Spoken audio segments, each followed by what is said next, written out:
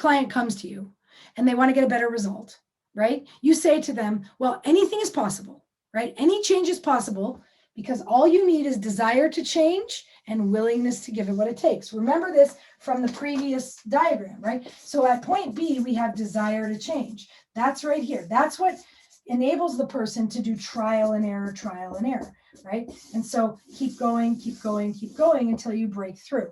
So all you need for any change is desire and willingness. So let's put that here on the chart. We need willingness, okay? Now, to give it what it takes, to just go until point C, until the change happens. You've got to have desire and willingness. So that is absolutely critical. Now, I said this before, and I want to talk a little bit about it again.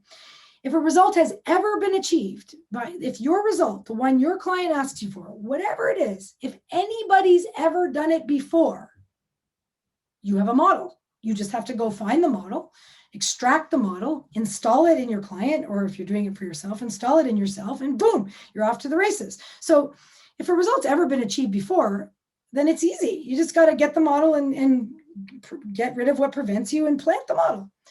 If no one's ever done it before, then that's trickier, but not impossible. It just requires a client with a lot more willingness because you've got to find the original sequence, right? That's just a process of trial and error. But let's go back to this idea of, because most clients, let's be honest, are coming to you to get results that somebody else already has, or to come to, I want what he has, or I want this thing that other people have. I mean, that's the majority of clients. So if that's the majority of clients, then we should be able to get people there. And yet coaching fails. The reason it fails is desire and willingness, for sure, right? So the client's got to want it, and they got to be willing to model. They've got to be willing to do all the things in the model. It's not enough just to adopt the person's, physical habits, like eating green smoothies or something.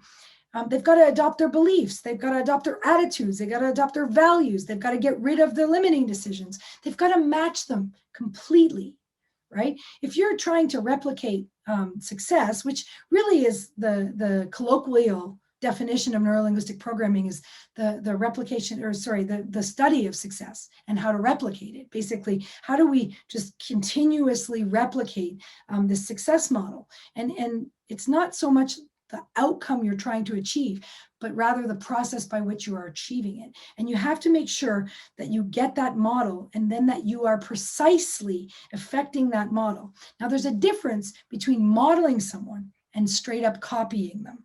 Modeling means you adopt the process and you copy the process. Copying means you copy the content. So you steal their ideas and their, and their specifics. Remember, we don't ask why in NLP. We only deal with process. So when you are modeling someone, focus on the process. Leave the content out of it. Focus on the process, insert your own content, and boom, your clients will be off to the races.